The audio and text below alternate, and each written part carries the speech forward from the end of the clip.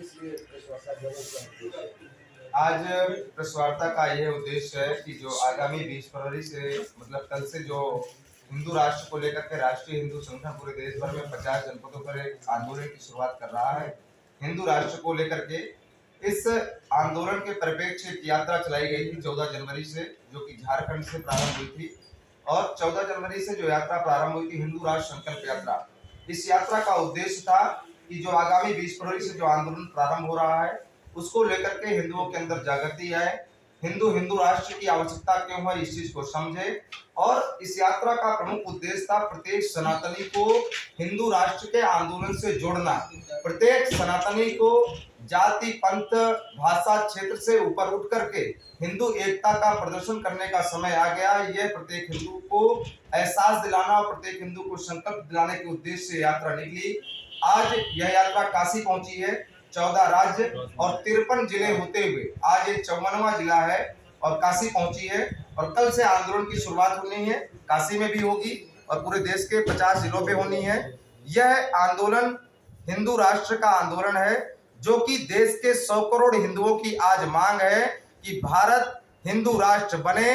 भारत में जिस प्रकार से हिंदुओं के खिलाफ, जिस प्रकार से सनातन संस्कृति को समाप्त करने का एक कुचक्र रचा जा रहा है, जिस प्रकार से हिंदुओं को बांटने का विश्व स्तर पर एक षड्यंत्र चल रहा है, अगर उन सभी षड्यंत्रों से बचना है, अगर हिंदू ये चाहता है कि अगर हिंदू सनातन संस्कृति का उत्थान हो, सनातन संस्कृति विश्व में कीर्ति अपनी स्थापित करे, तो भारत का हिंदू अब जागृत होकर के हिंदू राष्ट्र के आंदोलन से जुड़े और आने वाले समय में भारत में यह एहसास दिलाए भारत की राजनीति और भारत के राजनेताओं को कि देश का हिंदू 80% है और देश का हिंदू बहुसंख्यक है भारत के अंदर, और जिस प्रकार से चाहेगा भारत की राजनीति और राजनेताओं को चलाएगा। आने वाले समय में जो हिंदू राष्ट्र और जो हिंदुत्व और सनातन संस्कृति उत्थान की बात करेगा, वही भारत के अंदर राजनीति करेगा। इस यात्रा से यह भी संदेश दिया जा रहा है आने वाले समय में यह आंदोलन अपनी गति को, अपनी तीव्रता को पकड़ेगा और मुझे पूर्ण विश्वास है कि आने वाले समय में एक विकराल रूपी आंदोलन लेने वाला है। हिंदू राष्ट्र क्यों जरूरी है? हिंदू राष्ट्र इसलिए जरूरी है कि हिंदुओं के खिलाफ षड्यंत्र चल रहे हैं। किसके द्वारा? कैसे षड्यंत्र चल रहे हैं? किसके तमाम प्रकार के, अभी रामचरितमानस जलाई गई, ये षड्यंत्र नहीं, हमारे हिंदुओं का ग्रंथ, पवित्र ग्रंथ जलाया गया। हिंदू ही है। हिंदू वो किससे प्रेरित है, कहां से प्रेरित है, कहां से कनेक्ट है, ये हमें समझने की आवश्यकता है। अगर एक हिंदू होकर के रामचरितमानस को जला रहा है, भारत के अंदर बैन करने की मांग कर रहा है, तो आप समझ सकते हैं कि प्रेरित कहां से है और किस प्रकार की राजनीति देश के अंदर शुरुआत हुई है। अभी हाल ही में 108 पुस्तक को वितरण किया गया रामचरितमानस।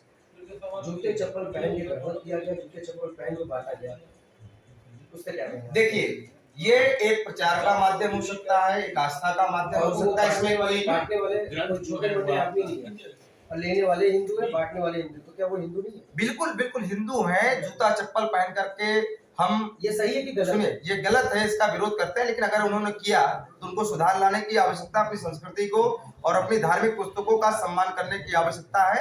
ये विषय नहीं हो सकता है और ये सनातन संस्कृति को बांटने का प्रयास किया जा रहा है। इसमें कोई भी चौपाई का इस प्रकार से अनर्थ निकाल करके हिंदुओं को गुमराह करने का प्रयास किया जा रहा है, जो कि सैकड़ों वर्ष से चला आ रहा है। सैकड़ों वर्ष से यही छुआछूत, भेदभाव और ऊंच नीच का भेदभाव फैलाया जा रहा है, जो कि हमारी सनातन संस्कृति ऐसी थी नहीं।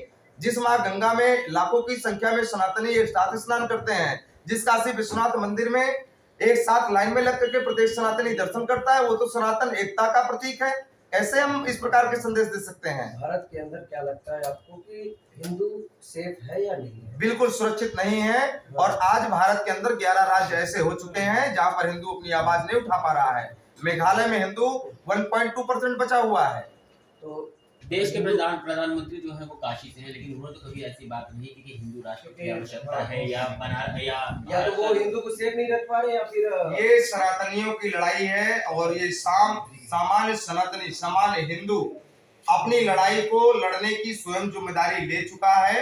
और प्रत्येक हिंदू अब सड़कों पर आकर के जो सरकारें चाहती हैं कि शक्ति प्रदर्शन हो, भीड़ तंत्र से यह देश चल रहा है, छोटे छोटे मुद्दों पर नुपुर शर्मा के उसमें पूरे विश्व में फतवा जारी करके पूरे देश की सड़कें पर एक नंगा नाच करने का प्रयास किया जाता है। तो इससे साबित होता है कि भीड़ तंत्र का देश है। अब हिंदू ने भी ये ठान लिया है कि अपनी 100 करोड़ की शक्ति का प्रदर्शन सड़कों पर करेंगे। और हिंदू मतलब सनातनी, सनातनी। बिल्कुल। अभी आपने कहा तो अभी भाई साहब ने एक सवाल किया तो उसका जवाब नहीं दिया। सरकार सही तरीके से